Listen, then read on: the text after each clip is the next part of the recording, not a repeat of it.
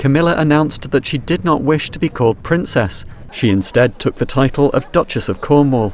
Königliche Tradition? Völlig zerbrochen.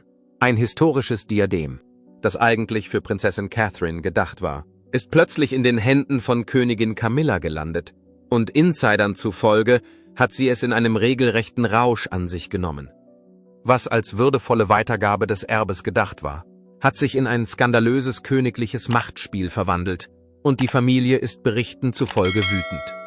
Klären wir die Frage in den Kommentaren. Sollten königliche Erbstücke ausschließlich an die nächste Generation weitergegeben oder unter den Royals geteilt werden? 1 für Tradition, 0 für Teilen. Wir sind gespannt auf Ihre Meinung. Was genau ist also passiert?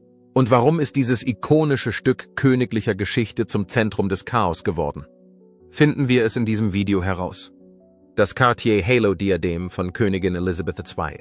Königliche Diademe wurden im britischen Empire lange Zeit mit Reichtum, Prestige und Macht in Verbindung gebracht. Je nachdem, wer sie trägt, können sie viele Konnotationen haben. Catherines Entscheidung, die Cartier-Halo Tiara von Queen Elizabeth zu tragen, kam nicht unerwartet. Sie war dafür bekannt, dass sie die Juwelen von Prinzessin Diana und Königin Elizabeth trug, um die königlichen Sitten zu ehren. Camilla war darüber jedoch nicht erfreut. Königin Elizabeth war die Besitzerin der Cartier-Halo Tiara.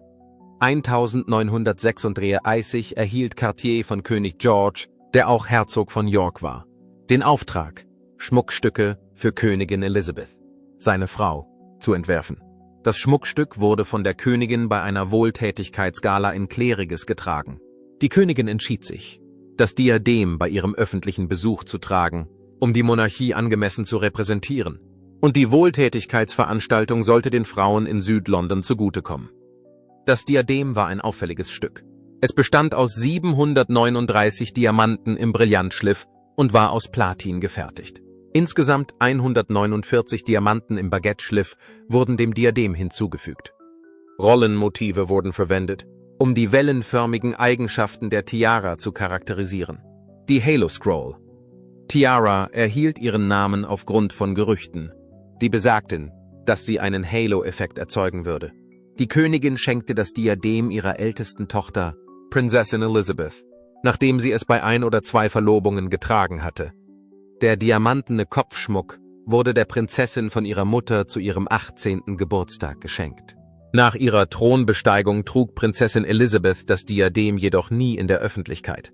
Es wurden verschiedene Theorien aufgestellt, um ihr mangelndes Interesse an diesem Meisterwerk zu erklären. Einige waren der Meinung, dass das Diadem für die Königin nicht von Interesse sein könnte. Als die königlichen Experten ihre Meinung äußerten, wurde dies ausgeschlossen. Die königlichen Experten behaupten, dass die Königin das Diadem nicht trug, weil sich Großbritannien zu dieser Zeit im Krieg befand.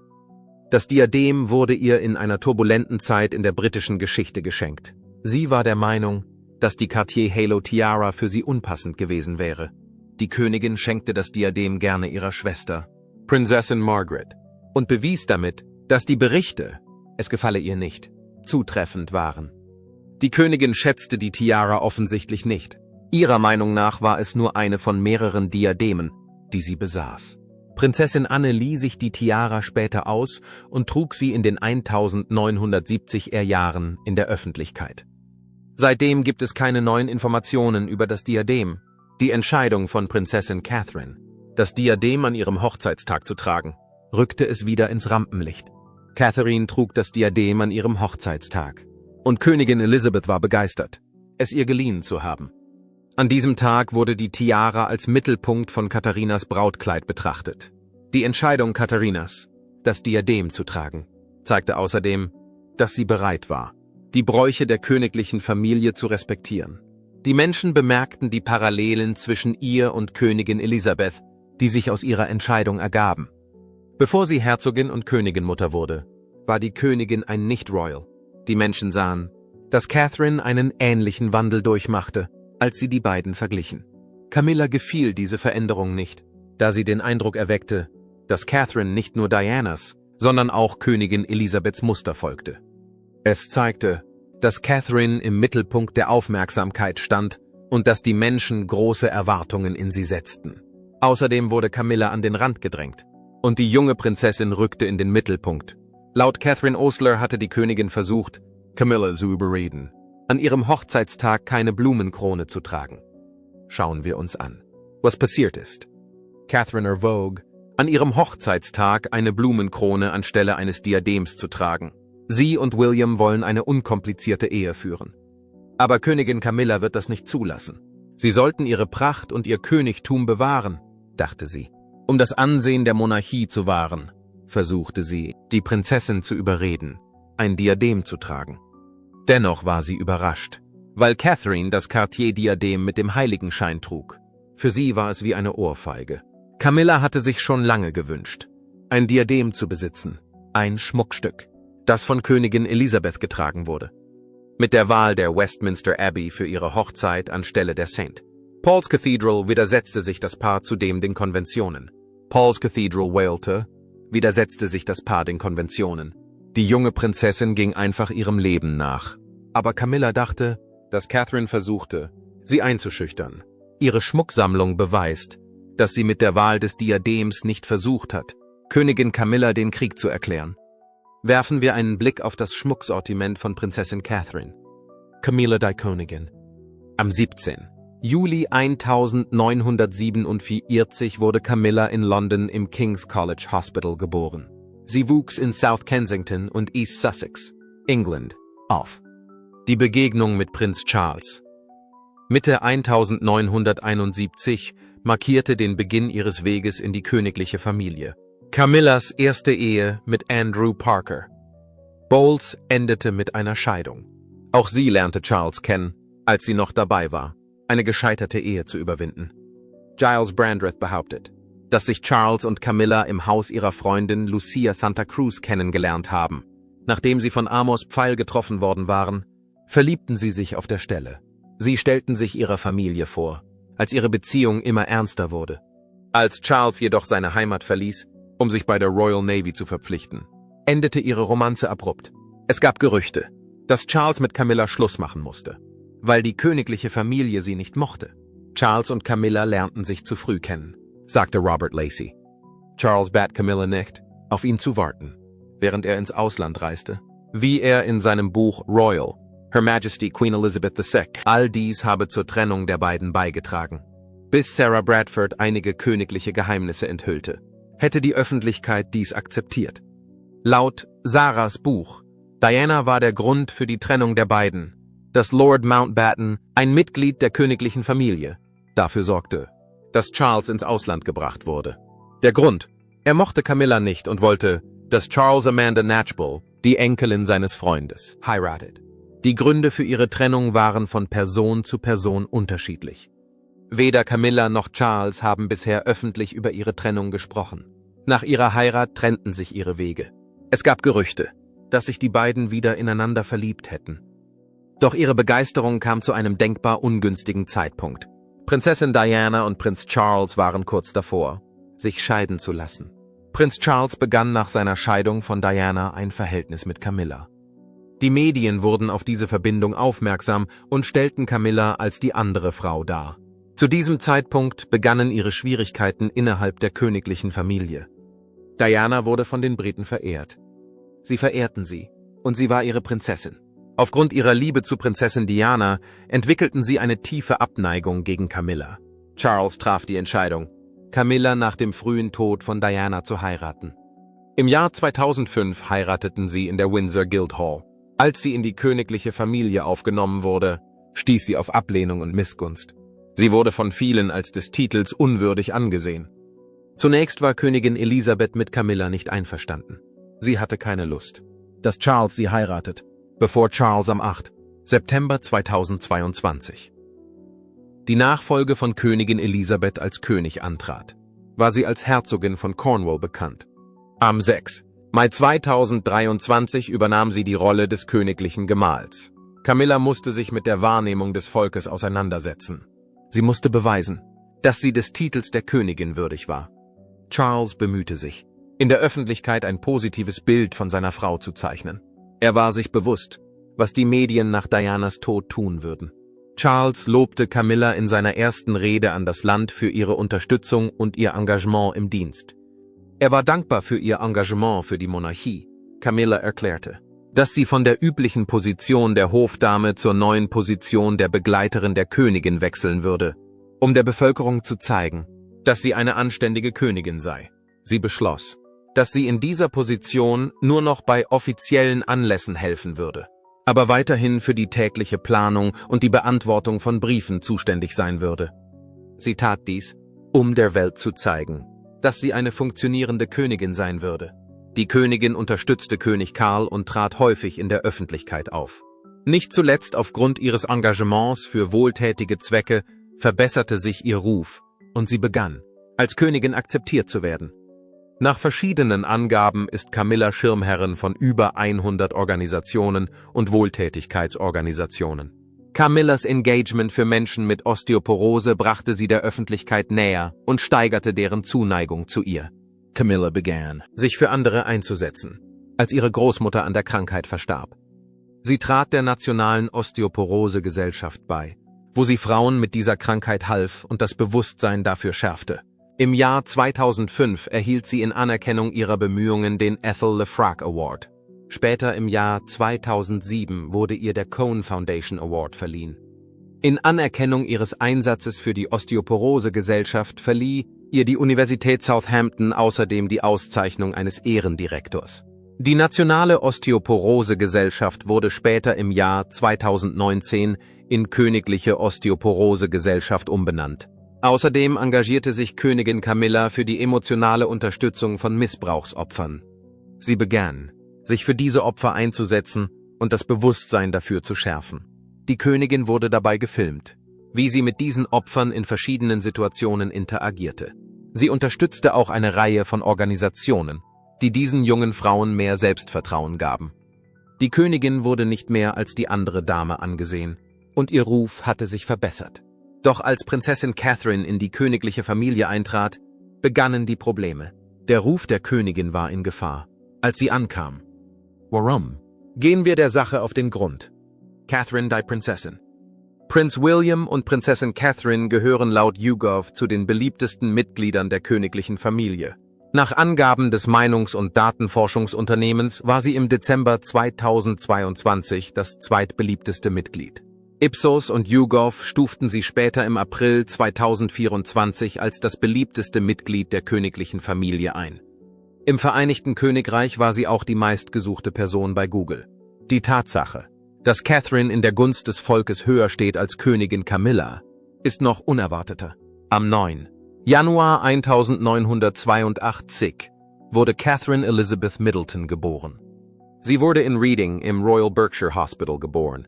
Catherine stammte nicht aus einer wohlhabenden Familie wie andere Mitglieder der königlichen Familie. Ihre Familie gehörte von Geburt an zur oberen Mittelschicht.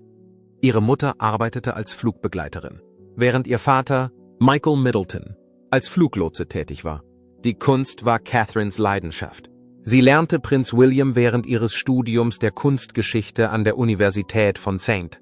Andrews kennen, weil sie sich so sehr für Kunst interessierte. Sie begegnete William zum ersten Mal bei einer Wohltätigkeitsveranstaltung für Mode. William hatte das durchsichtige Spitzenkleid gesehen, das sie trug, als sie an diesem Tag die Bühne betrat. Die beiden wussten nicht, dass sie beide an der Universität in Salvatore's Hall wohnten. Im Jahr 2003 verliebten sie sich ineinander und begannen eine Beziehung. Sie hielten ihre Romanze aus dem Rampenlicht heraus. William hasst die Presse und die öffentliche Aufmerksamkeit für sein Privatleben, nachdem seine Mutter gestorben war. Nachdem er von Fotografen verfolgt wurde, verstarb seine Mutter, Prinzessin Diana, leider bei einem Unfall. Im zweiten Jahr teilten sie sich dann eine Wohnung mit 2 anderen Freunden. Ihre Beziehung wurde enger. Als sich ihre Liebe entwickelte, kam es zu tragischen Ereignissen. Sie trennten sich. Für diejenigen, die ihnen zujubelten, war die Nachricht entmutigend. Der Grund für ihre Trennung ist noch nicht bekannt. Allerdings kamen sie kurz nach ihrer Trennung wieder zusammen. Catherine war das Opfer während der Trennung. Nach ihrem Abschluss wurden sie und ihre Familie von den Medien stark beachtet. Sie lieferten den Journalisten keine pikanten Neuigkeiten, nach denen sie suchten. In einer abgelegenen Hütte auf dem Mount Kenya verlobten sich William und Catherine 2010. Der Verlobungsring, der seiner verstorbenen Mutter, Prinzessin Diana, gehört hatte, wurde ihr von William geschenkt. Durch die Verlobung erfuhr die Öffentlichkeit von der Verbindung der beiden. Dennoch gab es starken Widerstand gegen diese Ankündigung. William wurde von Königin Camilla ermutigt, Catherine nicht zu heiraten. Sie war der Meinung, dass sie nicht zu ihm passte. Catherines Hintergrund schien ihr nicht gut genug zu sein. William lehnte ab, und sie heirateten trotzdem. Am 29. April 2011 heirateten sie in der Westminster Abbey. Sie hatten große Hoffnungen in ihre Ehe gesetzt. Alle waren neugierig auf Catherines Potenzial als Prinzessin. Sie ahnten nicht, dass sie die Prinzessin sein würde, in die sie sich schließlich verlieben würden. Catherine ist seit ihrer Ankunft ein wertvolles Mitglied der königlichen Familie. Darüber hinaus brachten ihr karitatives Engagement, ihre Kontaktfreudigkeit und Großzügigkeit sie der breiten Bevölkerung näher. Wohltätigkeitsorganisationen, die Kinder, die Kunst und die geistige Gesundheit unterstützen, waren Catherine schon immer wichtig. Schauen wir uns einige ihrer wohltätigen Aktivitäten an. Gerüchten aus dem Jahr 2007 zufolge hat Prinzessin Catherine das Buch Launch of Alistair unterzeichnet, um UNICEF zu unterstützen. Darüber hinaus verbrachte die Prinzessin Zeit mit den Kindern in Naomis Hospiz. Die Zuneigung der Öffentlichkeit für die Prinzessin wuchs aufgrund ihrer Bemühungen und ihres Engagements für junge Menschen. Nach ihrer Hochzeit hatte Catherine die Idee, einen Spendenfonds einzurichten, aus dem Freunde und Verwandte, die ihnen ein Hochzeitsgeschenk machen wollten, ihr Geld für wohltätige Zwecke spenden konnten. Catherines kleine Geste vermittelte der Öffentlichkeit die Botschaft, dass sie eine Prinzessin haben, die sie versteht. Die Wohltätigkeitsorganisation von Prinz Harry und Prinz William richtete den Spendenfonds ein. Mit dem Geschenkfonds konnten sie 26 Wohltätigkeitsorganisationen unterstützen, die sich mit Kindern, Sport, Militär und Kunst befassten.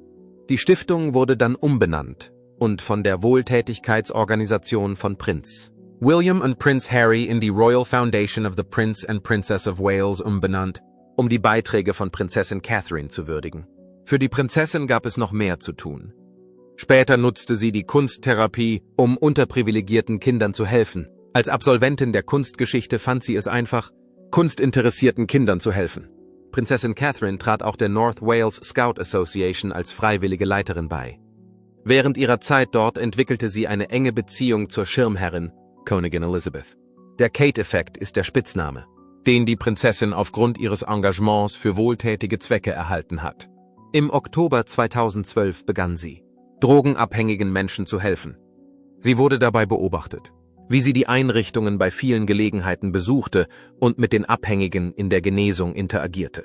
Die Prinzessin traf die Entscheidung, das MPACT-Programm zu starten, als Ergebnis ihrer Interaktionen mit diesen drogenabhängigen Personen. Das Hauptziel des Programms bestand darin, die Familien über die mit Drogen verbundenen Risiken aufzuklären. Die Initiative hat vielen Menschen geholfen und war ein großer Erfolg. Sie wurde als Schirmherrin des Forward Trust bekannt gegeben, der im Juni 2021 mit Action on Addiction fusionierte. Als Catherine die Entscheidung traf, ihr Haar einer Wohltätigkeitsorganisation zu spenden, ging sie weit darüber hinaus.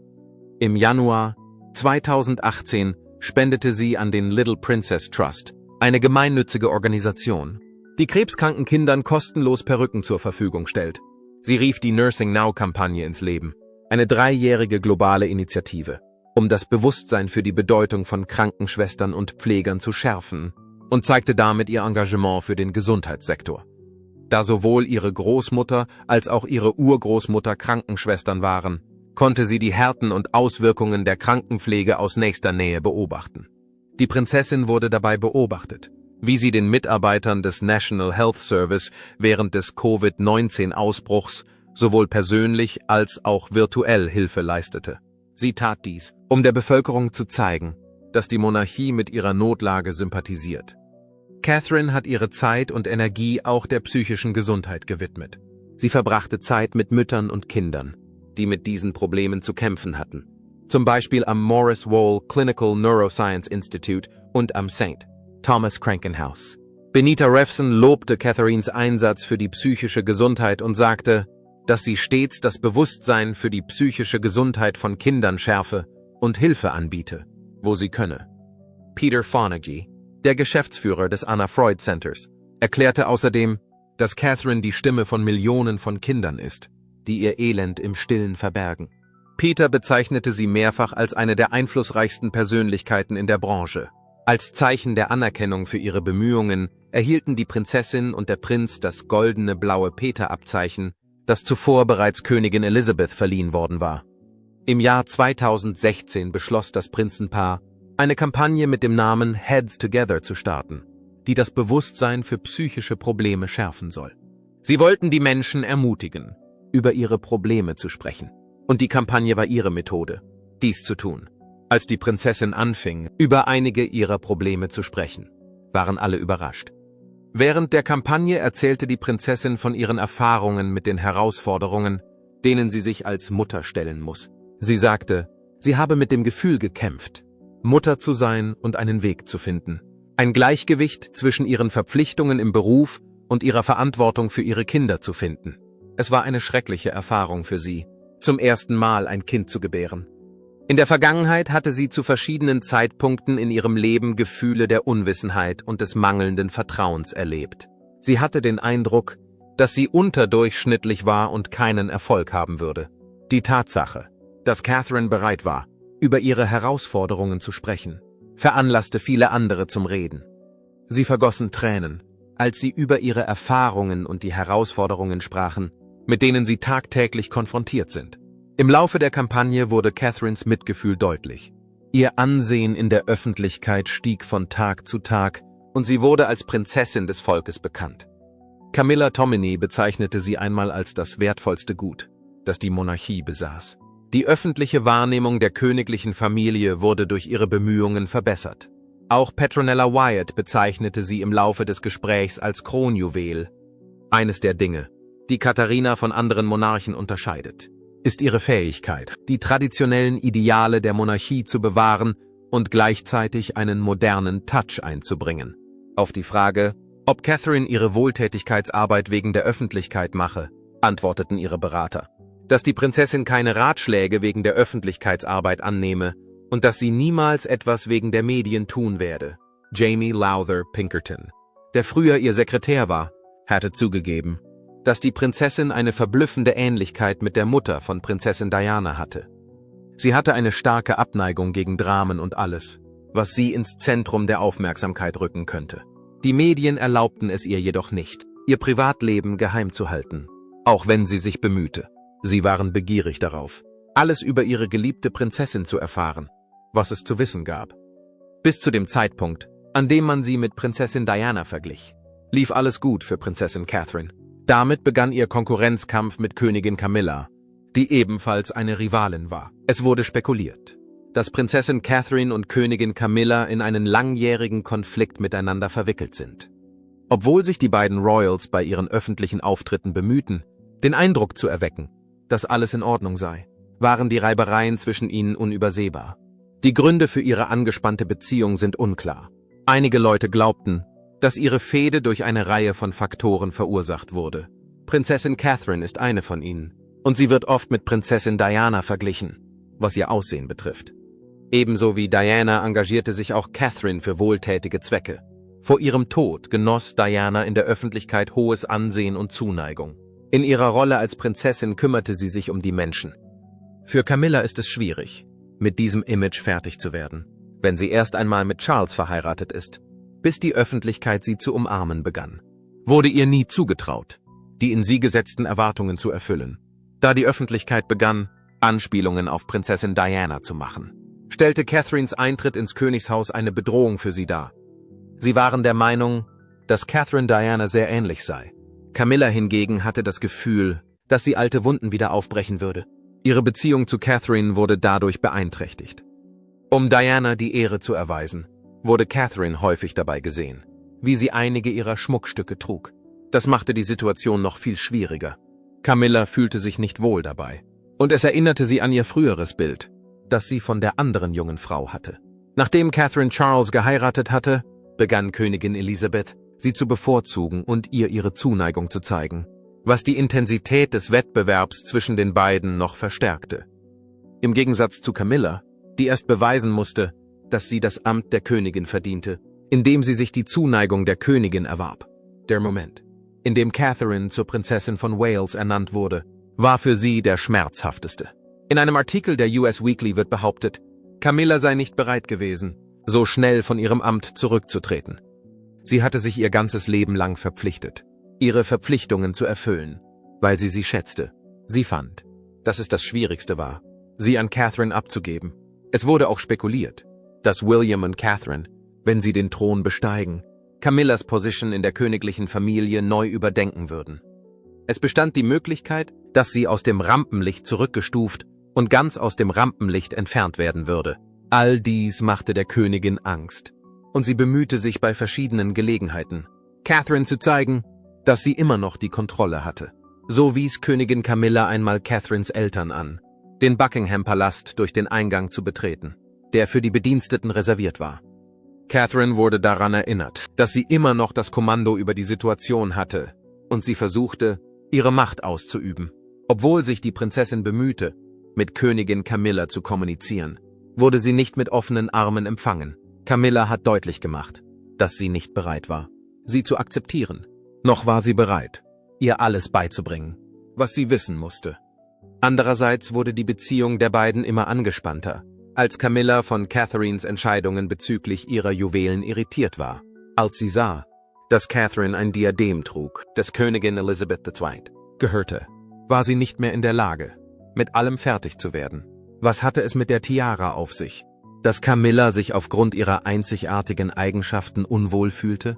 Tiaras, Ohrringe und andere Schmuckstücke, die von früheren Königinnen getragen wurden, sind seit langem Teil von Prinzessin Catherines Sammlung von Modeaccessoires. Sie liebte es, das Erbstück der Monarchie zur Schau zu stellen. Schauen wir uns einige ihrer Kollektionen an.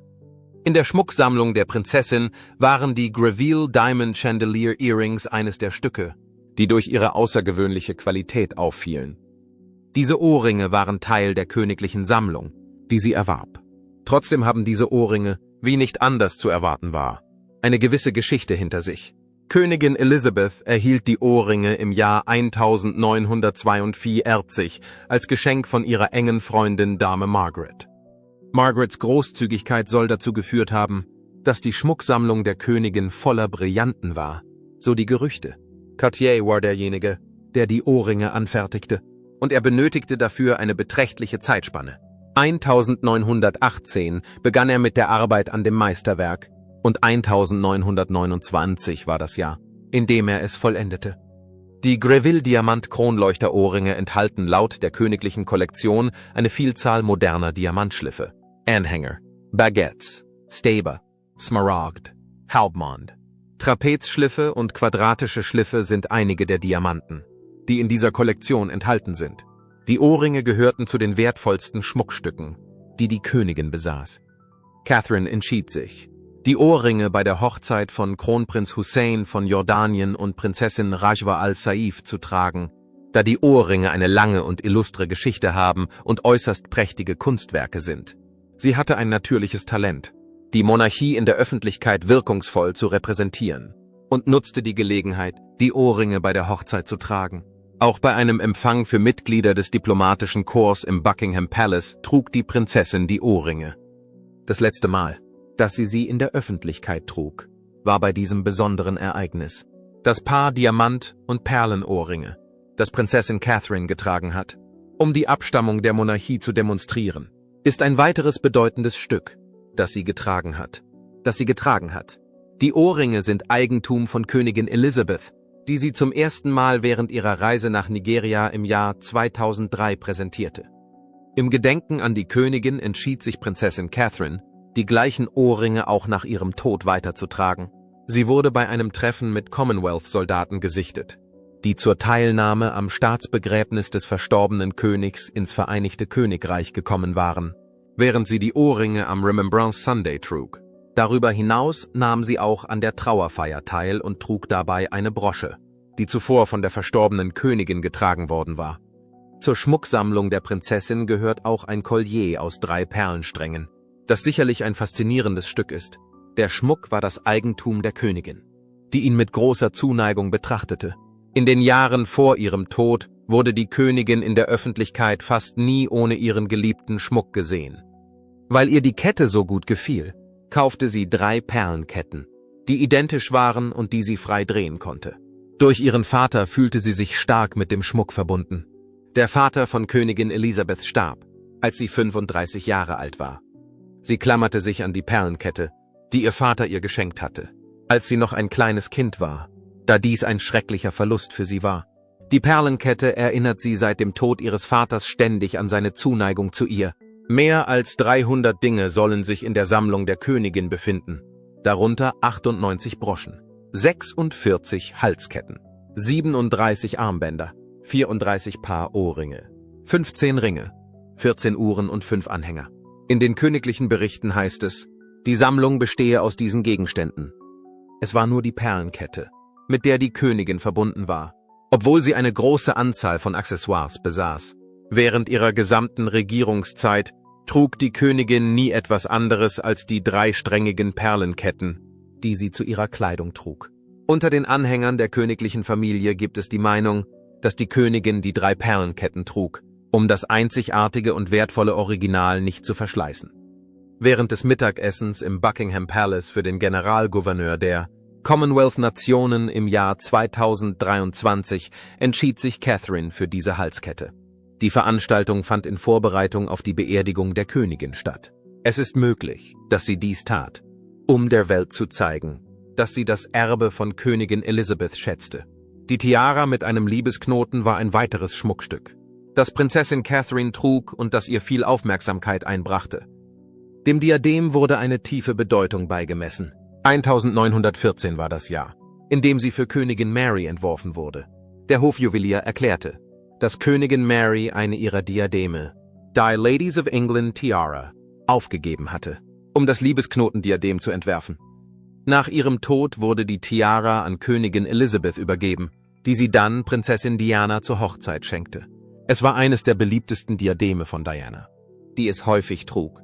Obwohl sie wegen des Gewichts der Tiara nur manchmal trug, schätzte sie dennoch sehr. Nach dem Ende ihrer Ehe mit Charles musste sie das Diadem jedoch an den Buckingham-Palast zurückgeben. Erst als Prinzessin Catherine sich entschloss, das Diadem während einer Fanfare im Buckingham-Palast zu tragen, wurde es endlich gesehen. Offenbar trug die Prinzessin das Diadem mehr als 9 Mal, weil sie es so sehr schätzte. Es gab Behauptungen, dass sie es getragen hatte. Wenn sie die Tiara trägt, fühlt sie sich mit Prinzessin Diana verbunden.